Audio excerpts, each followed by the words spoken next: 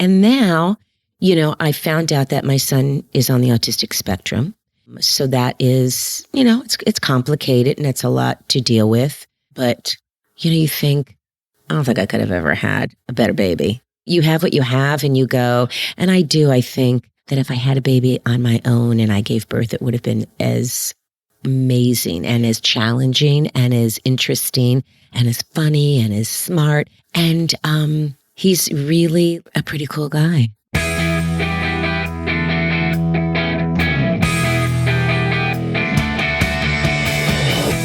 You're listening to the MILF Podcast. This is the show where we talk about motherhood and sexuality with amazing women with fascinating stories to share on the joys of being a MILF. Now here's your host, the MILFiest MILF I know, Jennifer Tracy. Hey guys, welcome back. Thanks so much for listening. This is MILF Podcast, the show where we talk about motherhood, entrepreneurship, sexuality, and everything in between. I'm Jennifer Tracy, your host. The live show is next week.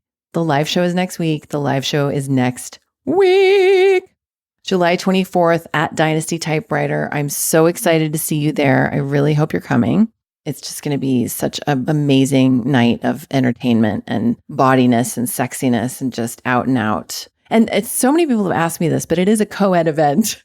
It's not just for women. So I know a few men are coming. I hope there are a lot of men coming as well. We don't dissuade the men in our presence. Men are great.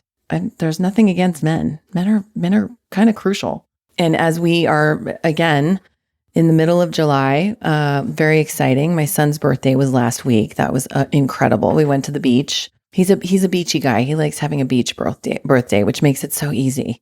So that was amazing. He's 10. My kid is now double digits, which is such a thing. Like people, it's like, you're double digits now. And he's like, what does that even mean? Like, that's nothing. I think he said, that's not a thing. That's his new thing. Mom, that's not a thing.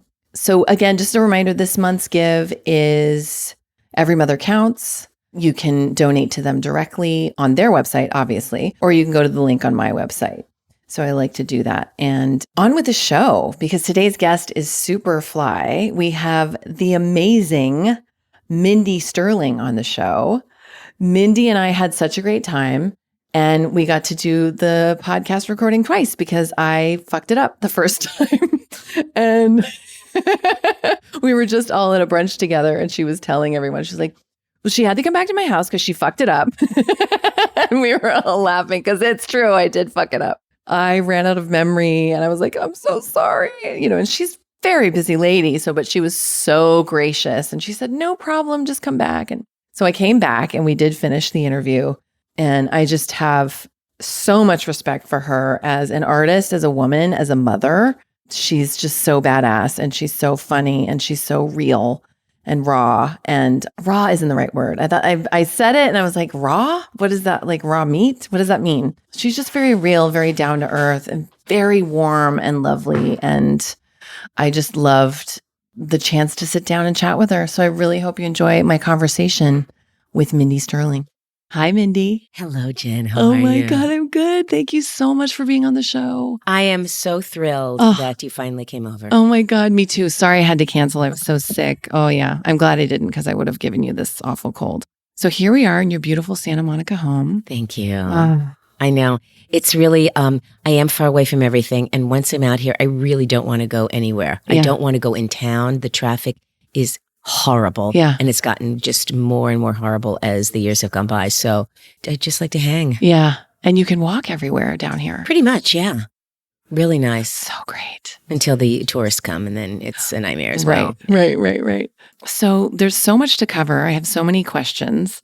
But I want to kind of start with where you grew up. Where did you grow up? I grew up in Miami, Florida. Oh. So I was raised in North Miami Beach and I think I was born in New Jersey.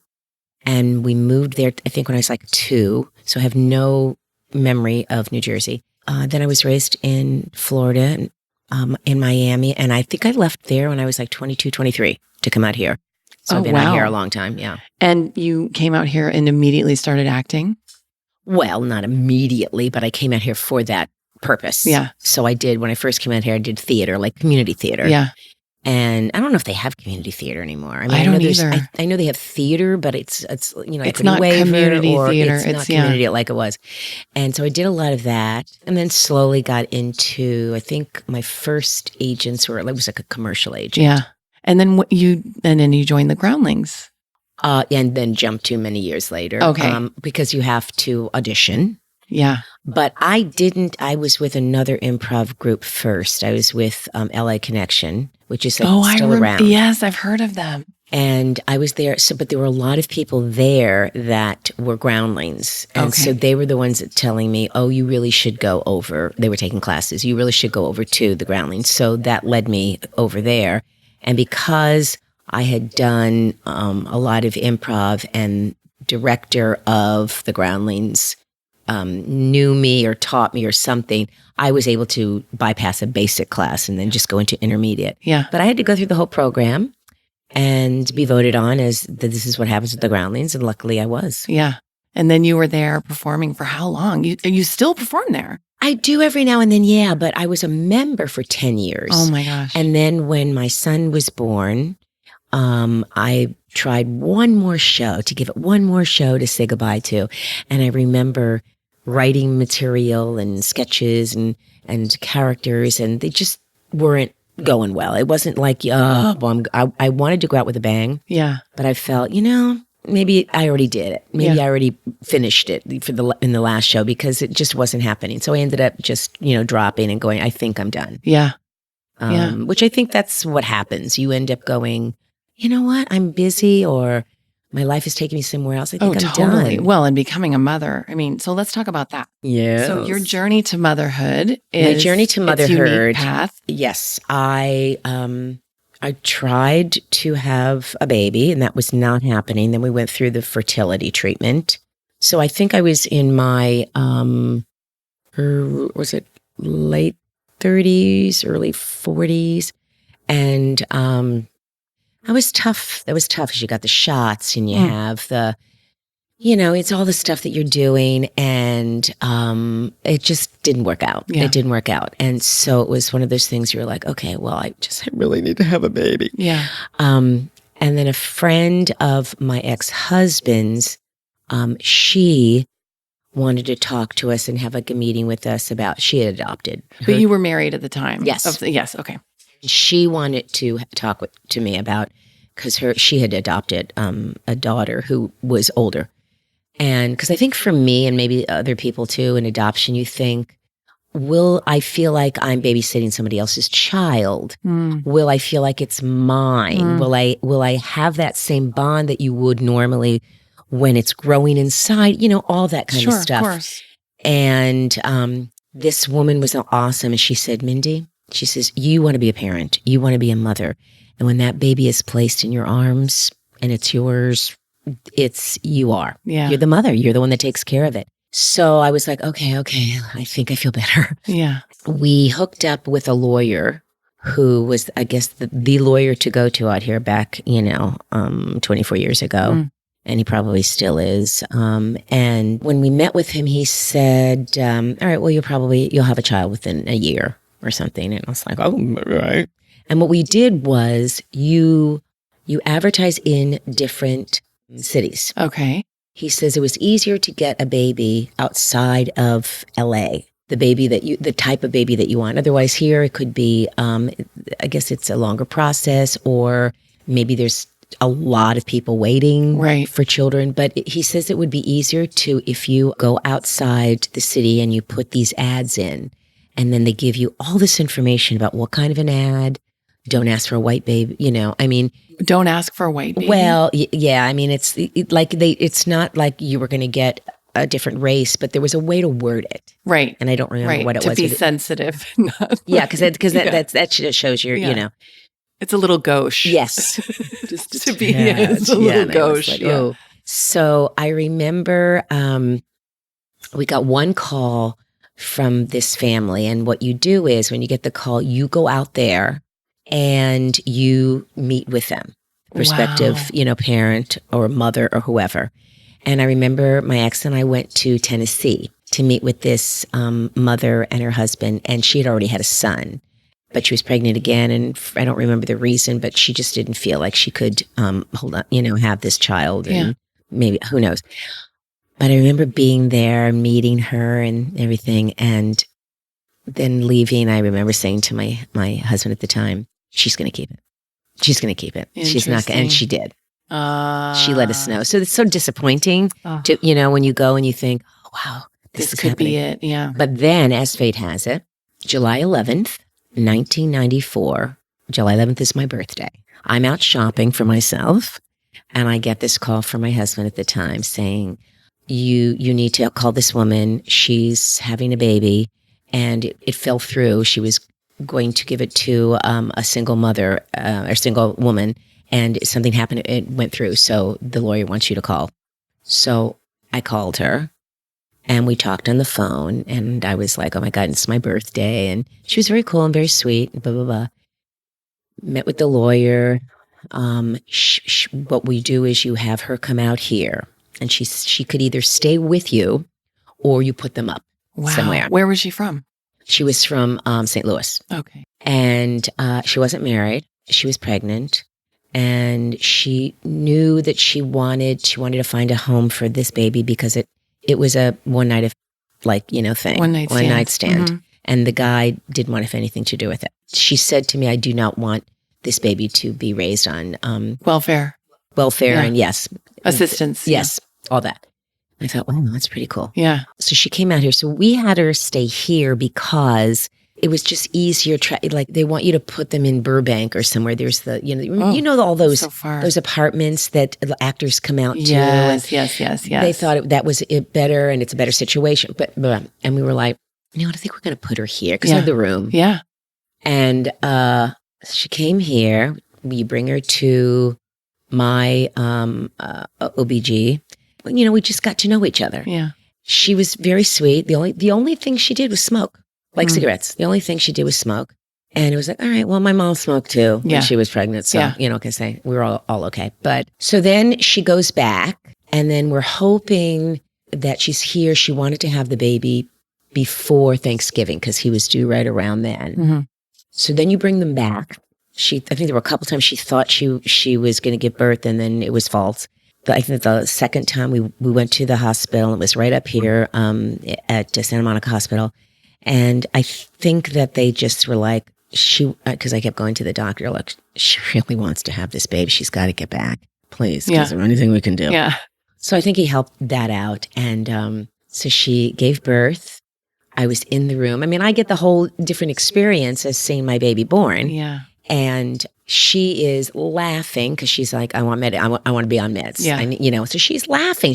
20 minutes later, boom, the kid was out. He was ready. And I heard from many, pregnant women like, oh, it was 30 hours. Yes. Yeah. Oh, it was the worst time of my life.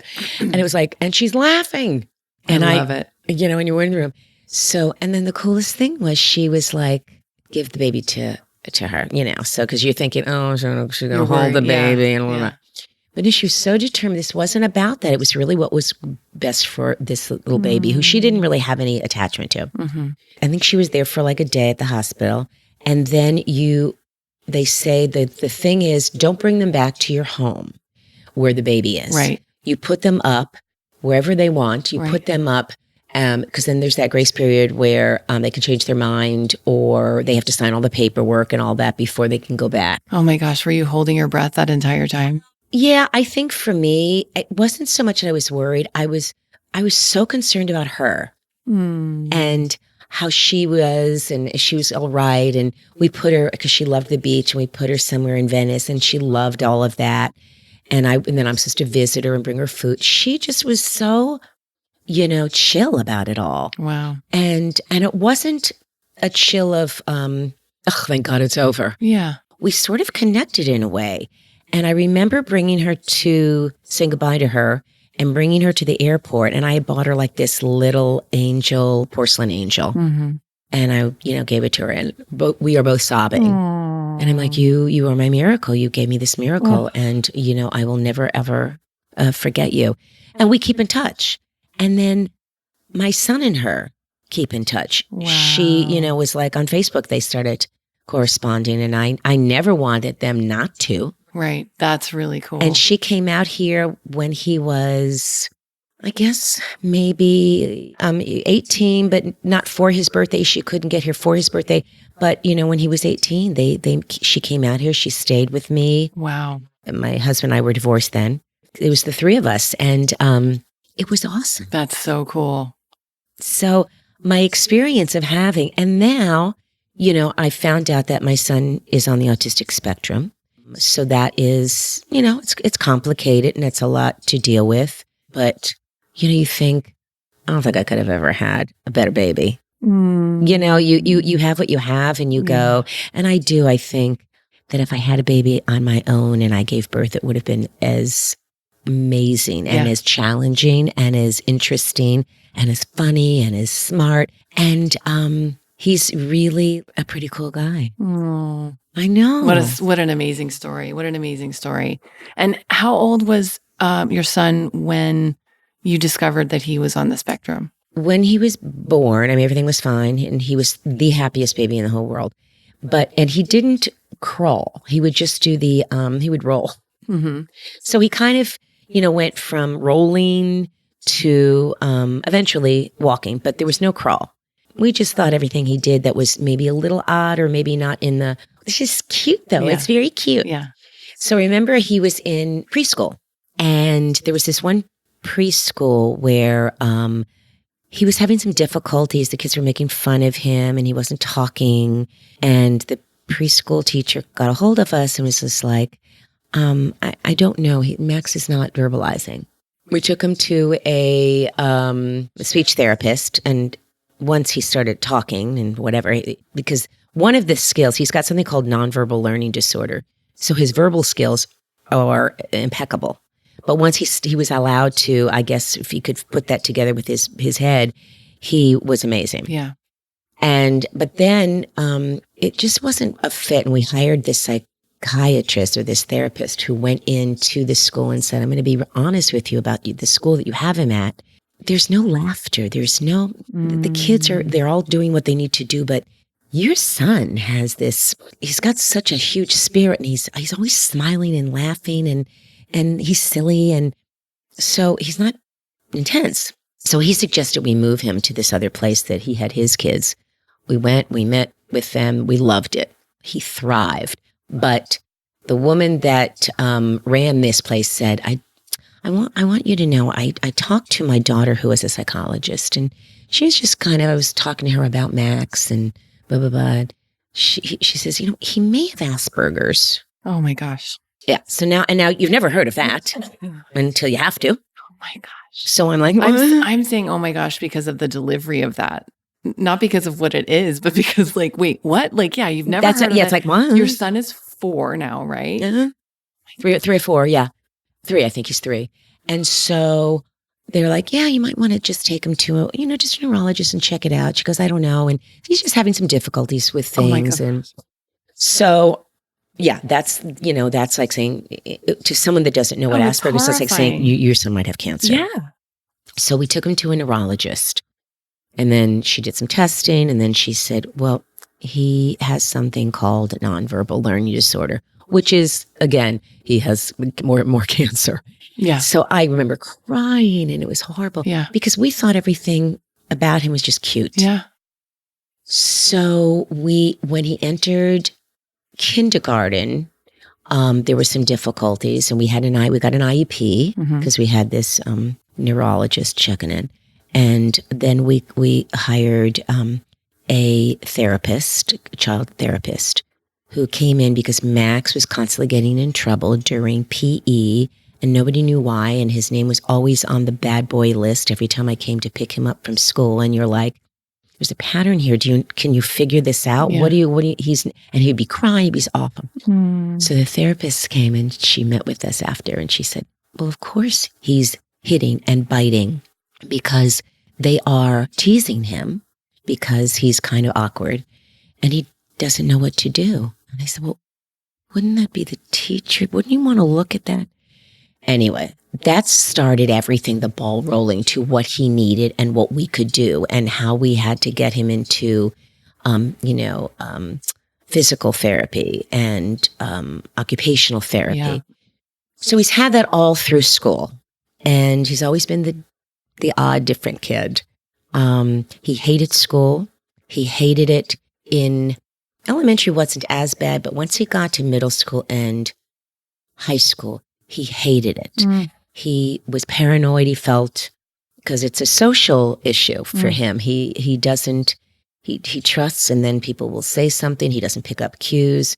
So it was pretty hard in his his younger years, getting through everything. We went to therapy, and I put him on Concerta for a little bit to help focus him, and that helped a little bit. It's very interesting. The teachers loved him, and kids are kids. Yeah. Kids are kids. Yeah. They don't know. They don't know. And it's hard at home. Every parent is not teaching their kid. Now, first of all, there's autism, then there's Asperger's, and there's this, there's ADD. But now everything is related to the spectrum. Right. So everyone says he's on the autistic spectrum. He is not. He can speak. He's bright. He's articulate. There are certain things that he has trouble with. The great thing about Max now, at being 24, is he is such an advocate for himself. So he will tell me and tell people, well, I need to know. You need to tell me this, and I don't see it that way.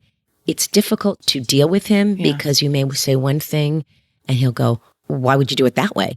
Well, just because it's easier, but I don't understand. Why would it be easier? It doesn't make sense to me. I understand it doesn't make sense to you. You really do. But this is kind of the way we do things. But that's his brain. Yeah. And you know what? He ain't going to change for us. Yeah. That's how his brain is wired.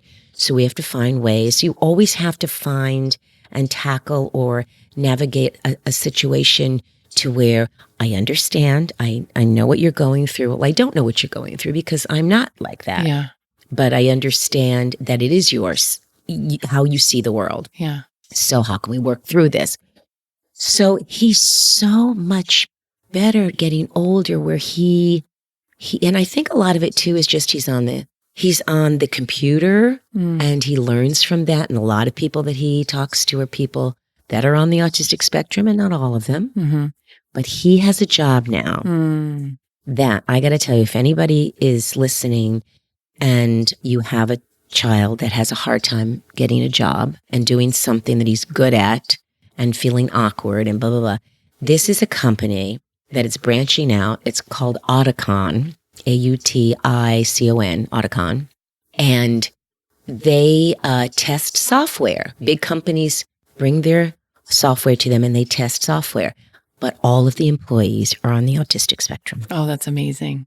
All these young adults are on the autistic spectrum. So when my son goes to work and there is an issue, somebody painted a portion of the wall, and one of the guys in there was like, he had to go home. He didn't understand, why are you doing this now? And why did you have to do it? It totally disrupted his life. Yeah. And nobody gets mad at him. Yeah. Oh. You know, how we live our lives around people that, remember, we grew up with, they're weird, they're nerds, they're this, what a weirdo. Yeah. Get it together. What's wrong with you? Yeah. No. Yeah. There's nothing wrong with them. Yeah. They're different. And more and more people are coming out on the spectrum of some way, shape. And adults that have gone through it and didn't even know. Absolutely. Absolutely.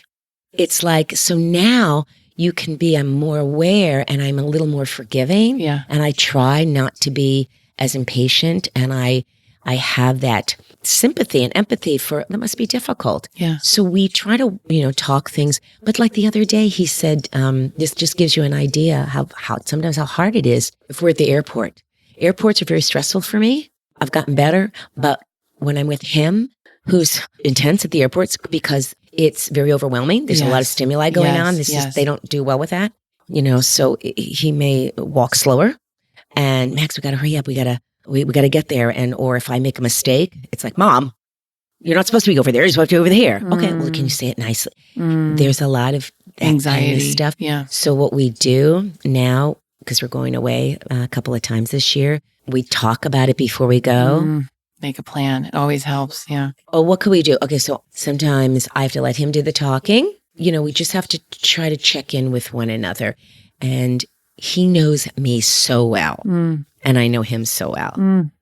And so there is a little bit of that codependency. We kind of take care of each other because just us. But no, he's got his own way of doing stuff, and it's not always mom's way. Yeah. As you know. Yeah. You have a 10-year-old. Oh, yes. Oh, my gosh. Yeah. No, we're already starting with the sass, but you're an amazing mom. Thanks. You're an amazing mom. It's hard, but that is the one thing that I always wanted, and that is the one thing that if it was, my son over my marriage, yeah, guess what? Yeah. So I want to back up. First of all, thank you for sharing all of that. Oh my God, I hope beautiful. I didn't like go blah, blah, blah. I feel like I've just given like a whole. That's what this is for. That's what this is for. We want to know. We want to know. And it's so beautiful. And I'm just like smiling listening to you talk about how you communicate with your son and how much empathy and compassion you are just exuding, even just in explaining it. And it's really exquisitely beautiful. So Thanks. Yeah, great job. Great mama. So I want to back up to the Groundlings show where you were just like, I want to go out with a bang. And then it just kind of like, and then you got Max, and then you were just in that bliss of like being a mom. And when did you make a decision, or was there a decision that you were like, I want to go back to work, or I want to start acting again? Or did you keep auditioning right away? Oh, I did. Because I didn't have any, I didn't have any downtime. It wasn't like I didn't have any postpartum. I didn't have any. But I mean, you still had a newborn. I had a newborn, but I had my husband at the time. He worked, but he also did his own thing because he was in the, and he still does, he installs sound systems for homes and things. So he kind of could work around it. And and I wasn't very busy because remember, I hadn't done Austin Powers yet. The Austin Powers, especially after the third one, that's where really things started. It up. Yes. So I really wasn't. So I wasn't working much. And, so there's a part of me that was like very grateful that I wasn't in constant demand because I was the mom. Yeah. I raised him. I loved that part of it. He was always with me. And then if I did have to go out or something, your my ex was here. And totally. he was very into the baby thing. But the first time we had to, first of all, I hired a couple of people to help out when I had, long days or whatever. I think I was doing The Grinch Who Stole Christmas, and we had, I don't know if it might have been Kristen Wiig. No, she babysat for you? She babysat because I was at the Groundlings once. Oh, there was a bunch of students and her, and I didn't know her, and we were talking about, my son and, and babysitters. And she said, well, if you ever need a babysitter. And I said, okay, you know what? Don't say that unless you really mean that because I'm going to call you. Yeah. So she goes, no, I really do. I love babies. So, and he was a little boy. So I called her. I offered her this job. And so when I would work, she would come and pick him up at school, and they loved each other. They loved each other. And then another time I hired like, someone I was working a lot, some nanny thing that ended up being a nightmare. Oh no. It wasn't like, she kind of was maybe bipolar or menopausal or something. Oh but never, and believe me, we checked all of her. The way you said that. She was maybe bipolar. But we checked her, yes, or menopausal. But we checked all of her references. So it wasn't like we didn't do our work and everybody was like. Well, but those things you can't know that until you're in it. And she would do these weird things like she would pick him up from, and it was never about him, but she would pick him up from preschool. She would say something like she didn't like the other mothers there. And I went, oh, really? And they were all really nice. Yeah. And they were so sweet to me. And I went, really? And she goes, yes, they're all gossiping and blah, blah. I was like, oh, okay. And I remember talking to one of them. They're like, yeah, she's kind of weird. I went, yeah, okay. And then there were things like, then she started telling me what I needed to do with Max. You need to do this and you need to do that. And I finally remember talking to my husband at the time. And I'm like, okay, I can't have this. Yeah. This is not okay. And the mothers are complaining about her that she's short and mean because they're all trying to include her on things. And it's very obvious she doesn't want to be around these beautiful, they're right. They take care of themselves. They're Santa not Monica, like California moms. And they were amazing moms. And some of them I'm still like friendly with. Of course. Yeah. The preschool days, it's weird. You get so close because it's so vulnerable. You're taking your, And everybody's, wonderful to each other. Yeah. And then, So we had to let her go. Yeah.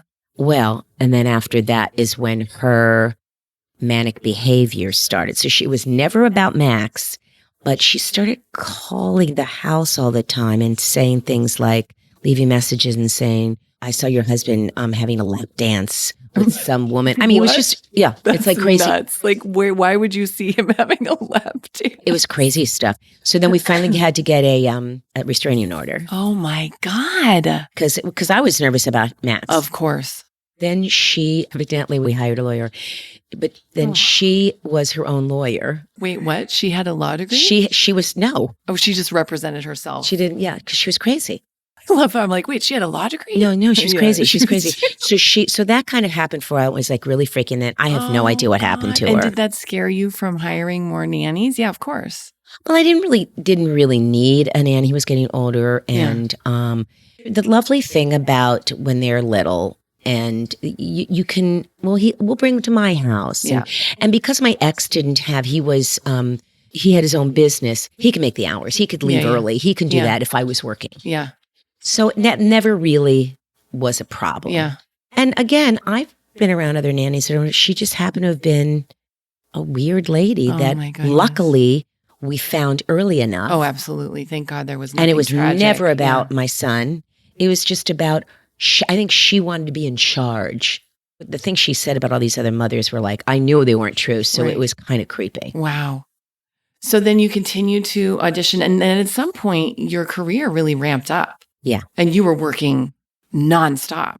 I mean, I was working a lot. I don't know, nonstop, but I was working a lot. Well, when I went on your IMDb page this morning. But those are a little, they could be, but they're not, it's not like, I'm in a. But still, even if you're doing like you had several regulars on some Nickelodeon things and you had other things that you were. Which I always had, but he was in school. Right. And those were kids shows. So probably the hours weren't the hours, crazy. Yes. And his dad would be able to come home. Yeah.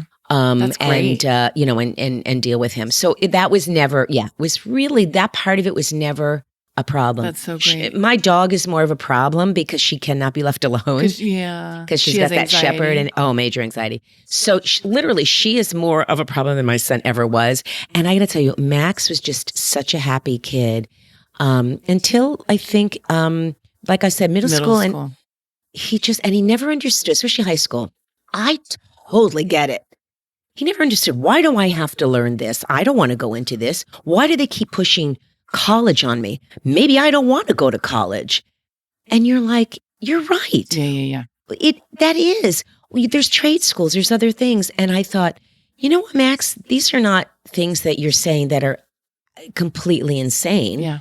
I get it, because I was always like horrible in math. Why do I have, especially nowadays, why do you have to write it all out when you don't? There's a calculator on your phone. You don't. But you know what I mean? They want to see, we want to see, if he knows how to do that. Doesn't matter. Yeah. So we got amazing help in school for him. Yeah. The physical ed department is completely overworked, and I always made friends with those, mostly women. Yeah. Always made friends with those women, not to get anything extra, but because what could I do to help? Totally. What could I do with Max? I want to know how you're working with him. Let me, blah, blah.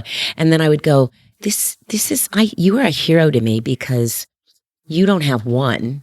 You have all these 30. kids, Yeah. and you have the parents. Yeah, no And kidding. she goes, oh, Mindy, the kids are easy. Oh, It's the parents. I believe it. Yeah. And I had to be educated. Like, what do you mean?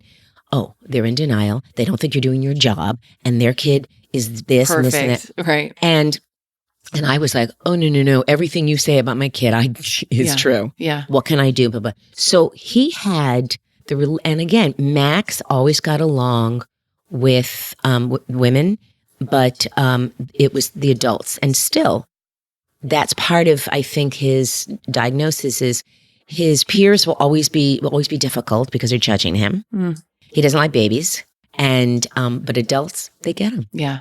And that's kind of where he's always been in his life, is that the adults find him fascinating. Yeah.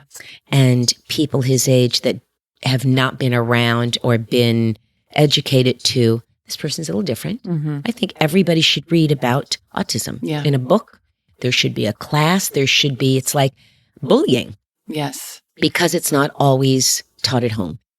I so agree with that. And I think, so many things are running through my head right now. So my son went to a very progressive preschool and then a very progressive elementary school. And now he's actually in a specialty school for children with language learning differences because he was diagnosed dyslexic. And we were so grateful to discover what it was because he was having such a hard time at school, having panic attacks, having anxiety, not focusing, like goofing off, And so luckily, we found a solution and now he's like thriving and it's so great. And he's in a school where he's not other. Yep. He's like all the kids have the same, different levels of it, obviously, Sure. but they're all there because of the same reason. And it's so great. But, in his old school and in this school too, they really, and I think this is a movement. I'm hoping that this continues to expand. I don't know if it's just because of the time we're in but I'm so grateful that there is more education around that kind of thing. Like they had social awareness where they would have a whole day or class or curriculum for a month or two about disabilities, different disabilities, talking about it, And one of my dear friends who was on the show, Kelly Hampton, her daughter, her middle child has Down syndrome. Mm-hmm. And so she's in Florida and she was horrified that they weren't being educated and her kid, I don't know but so she would go in and be like, nope, we're gonna, and she would get the teachers and take their arms and they were like, yes, whatever you need. And at the beginning of the school year, that's they awesome. would go in and Nella, her daughter, she and Nella, they would explain what it is and let's just lay it all out. This is what it is. This is how it happens. And I just was like, that's beautiful. That's the problem. You can say, this person has Asperger's. Well, to someone that they doesn't don't know what that means. is and that never is on their own going, I'm going to study it myself. Right. Well, what's the difference between Asperger's and nonverbal learning disorder and audio processing and dyslexia. And they all have different traits and every child is different. I mean, I met up with a mom who her son also had nonverbal learning disorder. But when we were speaking and talking and sharing about, does your son, how is he? Is he athletic? Oh, he's very athletic. My son is not. Yeah. They're different. Yes. They're still different. Of course. So the last time I was here and we got cut off, we had just been kind of talking about educating kids, how the importance of educating kids on other children's differences. Different disabilities, different disorders, different, my example for my child was when he started, he was diagnosed with dyslexia. And there were several other boys in the class that were diagnosed, that were assessed at the same time. And it was so interesting to me because a couple of the moms didn't want to tell their boys, oh, you have this thing. Now it's clear. It's called this, and that's their personal thing. For me, it was such a relief to be able to name it for him, and he felt more relaxed. And also to name it and so that he could name it for other kids and explain what it meant. Well, and yes. And again, maybe those kids, if their parents weren't going to label them or give them that diagnosis, you'd still want to know what's wrong with me. And it's like, God, I have a problem with that too. And, that's just all about sharing and educating each other. So I can't even imagine that a parent, though parents are kind of weird sometimes, not wanting to share that or open up or finding a way to find somebody else that has that too. So the kid doesn't feel alone. Right. And I think probably if I have to guess, and this was a while back now, but there's a feeling of it comes from shame and denial and not wanting it to be true. And it's hard, like you said in the first part of our conversation last time. So I wanted to talk to you about more so about balancing, after your divorce and after. So Max was in what, middle school, high school when you got divorced? He was, I think he was just graduating in middle school. Okay. So he was 13, 14. So you're still in it at that point. I mean, you still have it. Yeah. And how did you balance work? Because you've always worked. Well, when he was little, I had hired people, but by then God, what happened? Well, but see, he was in school, and I don't know. I guess It just worked out. yeah, because I can't think if I was, who's going to take him to school. I guess his dad, Yeah. picked up the slack. I'm trying to remember Yeah. what was going on at that time, but it just somehow, yeah, I guess his dad had to Yeah. help out. Yeah. And how was it like being like balancing all of that? Were you still performing at the Groundlings, or did you start again performing at the Ground that you had not really? Well, I left in '94 as a member, so I wasn't a part of the troupe. And so if I was performing, it was on Thursday nights, which is an all improv show called Cooking with Gas. So I would do that. So I don't remember if I left him here alone when I would go do that, or Right. Well, but he was 14, so it's Yeah. you can do that. Yeah, I always yeah, it was- forget that. yeah.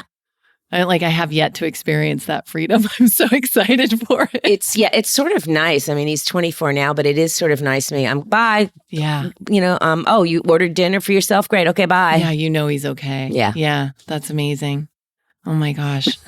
So, what's next for you? Gosh, I don't know. Our future is so in this business. It's so unpredictable, and it's so you don't know. I mean, all you can do is keep busy. Little things that come my way. I do a lot of shorts. I do a lot of independent films, crazy television shows. I'm trying to write something with my friend Annie Sertich. I don't have anything definitive. And it's hard because you don't know if you're going to get when your next big job is. Yeah. When your next little job is, or any job. Yeah. I mean, I don't have anything set right now. Sure. So you try to do in between commercials and voiceovers and television and films, you hope something comes through. Yeah. So one or the other. Yeah. So that you keep, making money, and I can keep my insurance, and it's weird. Yeah. It is such it's a very like bohemian lifestyle, but you I get like used that to bohemian, yes. because you've been I doing guess it for you a do. long I time. guess you do and you don't, Yeah. but if it was something that I just could not tolerate, then I would have to change gear. or figure it out. Something I luckily- just remembered that I wanted to ask you last time that I forgot to or didn't get around to it was I wanted to ask you about being a woman in show business Oh yeah. for as long as you have been and have seen probably quite a lot of changing of the guard, as it were. Also, more specifically, being a woman in comedy. Because just even from my little experience of being a woman in comedy, improv in the little theater I was a part of, it's a boys' club. I mean, It's a boys' club everywhere. It just is. It's a boys' club everywhere. And I think as a teacher, when I am teaching, and I am teaching women especially to empower them, because they're so intimidated, or they're so unsure of themselves or how to defend themselves in a situation like that, I'm always telling them, you got to take care of yourself. Yeah. Do not let him overshadow you. Do not. You find a powerful woman inside this character that you're playing, and you are just as good as he is, and you are just as talented, and you have the same training. So that's up to you if you want to, be invisible on stage or find powerful women within even the most of insecure women. There are ways to make that important. So I'm always looking out for girls that are unsure of themselves. And, it's so sad because it's everywhere. I mean, this whole movement is, raising so many red flags and how women feel about themselves. And, it's really hard to say, well, just stop it and be powerful. right. Totally. Well, I don't know how. I was very insecure when I was growing up. I was very sweet, and girls are, want to please everybody, and don't be a bitch. Yeah. So, and men have the stronger voice, and they're bigger, and and we're just girls, and it's always like the man, and then his wife. Yeah. It's never like the woman, and her husband. Yes. So we've just been raised that way for so long, and we have to find ways to empower ourselves and still have our femininity and still be coy when we want to be coy. Yeah. And I mean, there's nothing wrong with that either. So yeah, I do think that comes from something inside you that just, it's like, I'm not gonna let, some man take over my time on stage or my time in the classroom or my time. Yeah. Yeah.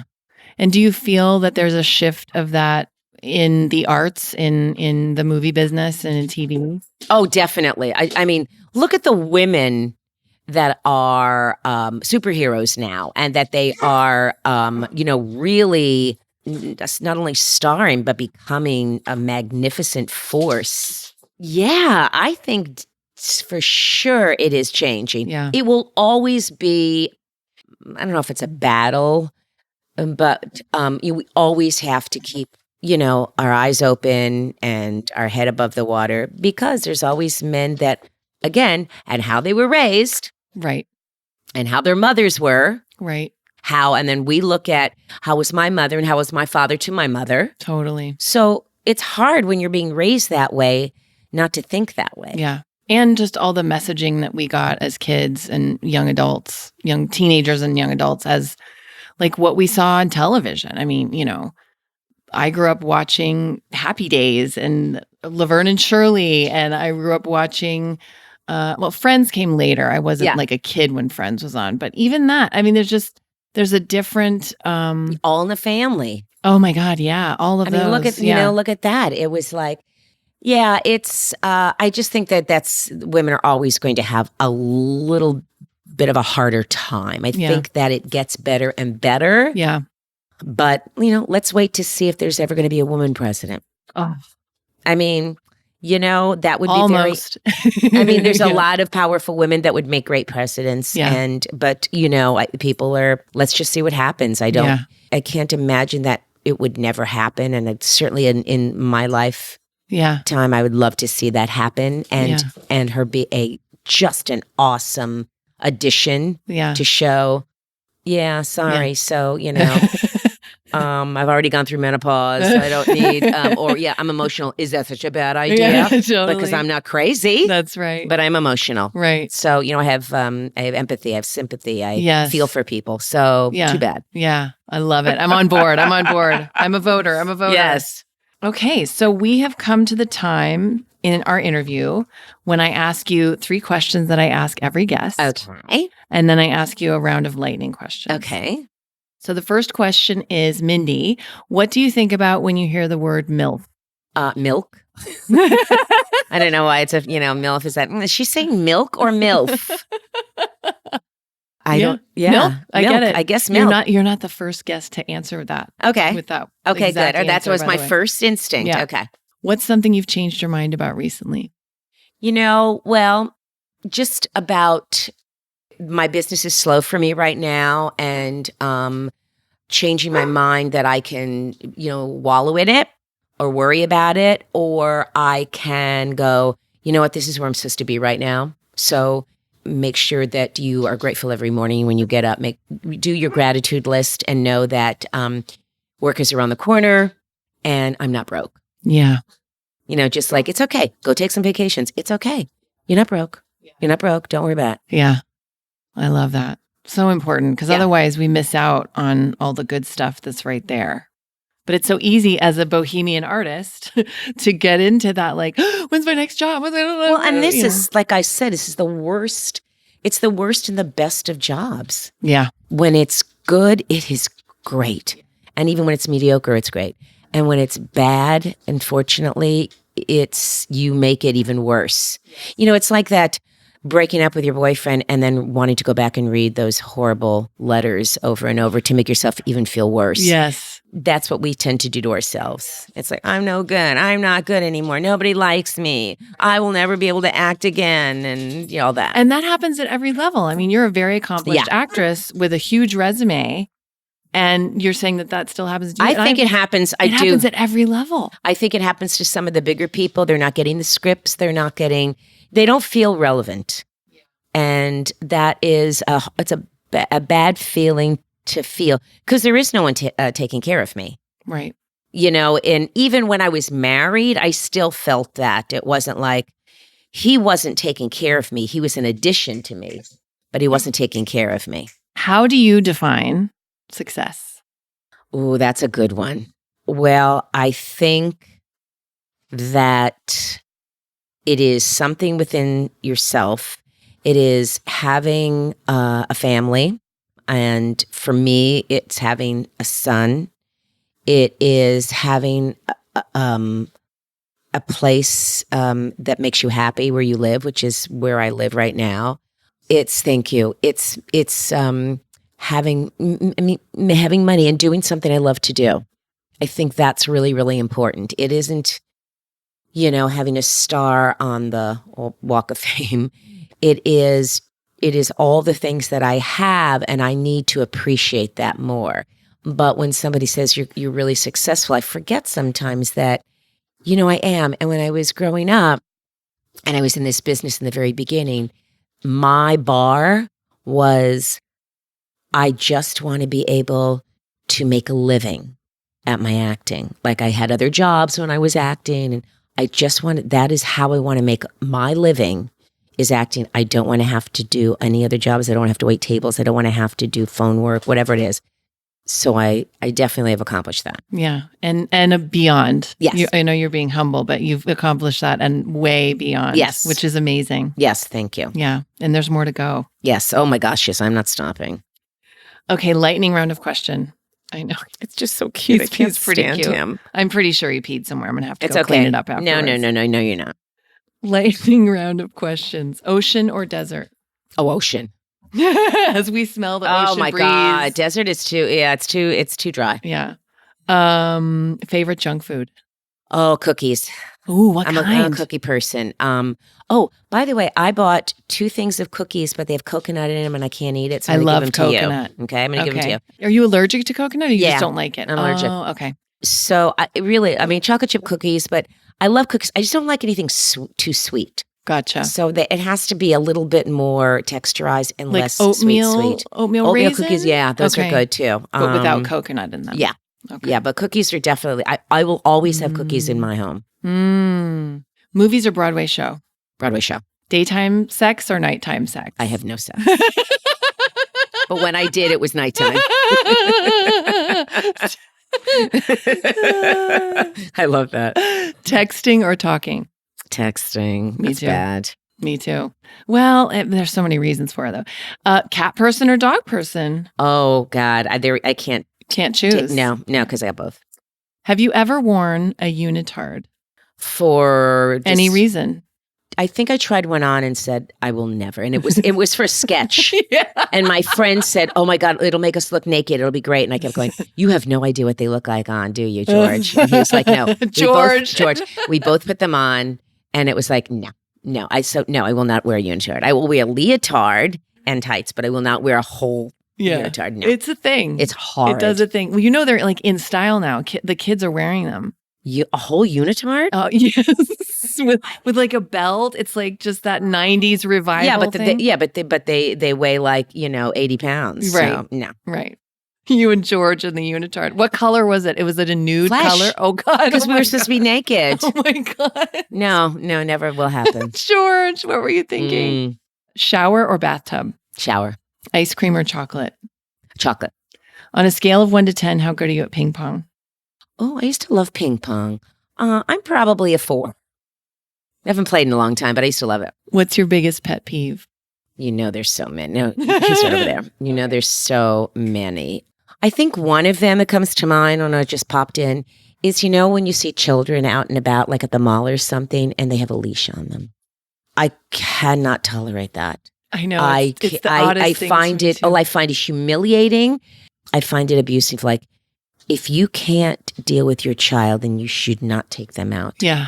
You just, I don't know what that proves. I think it's horrible. It's funny, my parents, I'm an only child, and they didn't have that when I was a kid, obviously. But I remember when my son was 2 and my mom asked me, are you going to get one of those leashes for him? You should get one of those leashes. And I was like, your mom asked you about you getting one for your son? yeah, because he was a little boy. A little boy. I mean, he was a toddler, and like, you cannot take your eyes off him, because he also, from the moment he could walk, which he was like a quote unquote, which I even hate this, a late walker and a late talker, but whatever. That's what To Max me, was, yeah. they're all so different. And I learned from like the panic of someone telling me, oh, he's got a speech problem. And I took him to a speech therapist. Like, oh, he needs speech therapy. He needs $400 a week, which ended up being crap. And luckily, my sister-in-law at the time, her husband was a child psychologist, and we went to Louisiana for a visit, and he was like, oh, give that kid 6 months, he won't stop talking. Just relax. Don't even do anything. And sure enough, that's exactly what happened. But anyway, so yeah, I remember my mom saying, well, it's hard to keep an eye on him. I was like, it is. And I just do it. And then I'm exhausted, and I come home, and it's why I don't take him out for much longer than an hour or 2 hours or whatever. Well, and also too, when and also my other pet peeve with kids is when you're out in the store and stuff, and they are just crying. They don't want to be in the store. They don't want to be there. The mom is looking at clothes and stuff and not attending to it. And it's like, it's telling you something. Just communicating. Yes, go home and get a babysitter. Yeah. You can't. It's not it's so inconsiderate for other people to be shut up. Because it makes me sad. Yeah. And it's neglect. Yes. And it's like, my needs are more. And it's like, no, this is what having a child is. Yes. And some of them are very rambunctious, and they're a little out of control. Yes. And unfortunately, you have to figure that out. And that's why I think it's really important that mothers have babies. I don't care if it's for 2 hours to give a mom a moment to just be in her car by herself and have a cigarette, whatever it is. Take a walk, go to the store. Yes. It is really hard taking your kid everywhere you go. But there are people that will watch your kid for 2 or 3 hours, and it's okay. And some people go, I don't want them to bring up my kid, like, or putting them in preschool early. That's the other thing. It's like, why? Yeah. They need to be around other people. Yeah. Other children, and other you people. need that. Yeah, absolutely. So it's that kind of stuff absolutely. that bothers me. Yeah. I'm so with you. If you could push a button and it would create 10 years of world peace, but it would also place a 100-year ban on all beauty products, would you push it? That is the oddest question. Wait till you hear the next one I'm going to ask. World peace and then a ban on all beauty products. So you would for have 100 years. Well, that would certainly affect me. I don't care if it affected anybody else, but I love my beauty products. So I don't know. But you do want world peace. But only for 10 years of world peace. Then it would end. Oh, yeah. And then I'd look horrible. You don't have to push it. I would look horrible. No, I need the beauty products. We'll figure it out. World peace. And beauty products could help world peace, right? I think they do in a way. Maybe. I don't know. Well, and also too, you can make beauty products too. True. Because the beauty product industry is insane. Yeah. I'm so sorry because, people will always try to sell you something and go, really? And you're going to tell me that cream is going to wipe away all of my wrinkles, right? And it's $180 a month, right? Totally. And I make them laugh because they know it's true. Yeah, they go, come on, you guys. It's crazy. No, creams don't do that. No. It may smoothen your skin. Yeah. It may moisturize it. Yeah. But no, it's not. It's not. But we do, and it's beyond out of control. Oh yeah, it's insane. It's insane, and I participate in it. We all do. Yeah. Superpower choice: invisibility, ability to fly, or super strength. It's so funny. When I was little, I used to always have this recurring dream that I could fly, and that I always went to school without my shoes. I would forget my shoes. Just your shoes. I don't know what that meant. I don't know what that meant. So I think because I'm afraid of heights, I think it would be invisibility. You are afraid of heights. Yeah. Were you always as a child? I think so. Interesting. I'm not like yeah, but you don't want to go on a roller coaster. Oh no. I have no desire a roller coaster or a Ferris wheel. Yeah, me neither. No desire. Yeah. So I think invisibility, because boy, wouldn't that be just to duck into a place that you want to hear or see people do things? Yeah. Yeah. Okay, here's the really weird question. You thought the other one was weird? Would you rather have 6 fingers on both hands or a belly button that looks like foreskin? Oh, I think 6 fingers. I think 6 fingers would be kind of cool. I don't know. I don't know if it would be a hazard or if it would help. I mean, if it was just an additional finger that you felt like you'd always had, I think it probably would help, don't you? I would think so. I guess you would learn how to make it help. Right. But she's touching her belly. I like, know, ew. right? Because every time you would get dressed, I think that would be repulsive. But the finger thing, you would probably go, this is kind of cool. Yeah, that's right. Kind of cool. You could type faster. Yeah. Oh, yeah. What was the name of your first pet? Oh, it was a cat, and her name was April. So we got her in April. Oh, She was white. What was the name of the street that you grew up on? 9th Court. Okay. So your porn name is April Court. That is good. I love it. April Court. April Court. She's either a high-priced lawyer. Oh, I love that. Or what else? I don't know, but I'm going to have to use her as a name, as a character when I do definitely. Improv. My name is April Court. I love that. What is yours? What is mine? Mine is Smoky Lariat. I love that. It's so weird. Oh my God, I love that. It's weird because Lariat, I mean, I'm sorry. Lariat's where my second house, the house where I was born was Smoky Rock Lane. Smoky Rock Lane. Rock Lane was the street. So would it be Smoky Rock or Smoky Rock Lane? Oh, Smoky Rock Lane. Yeah, that's Smoky what I should Rock go Lane. with. That's awesome. Smokey. Yes. Oh, yes. That I like. That's a cool name. I think Smoky Rock Lane and April Court could have capers together. Yes. We could do like a detective show or something. Oh my God, yes. And wear the unitards. Flesh colored. Yeah, because we always think that we're being invisible. There you go. She is yes-handing Put it me, on. everybody. If you put it on, we'll be invisible. No one will see us. Can you imagine? That's insane.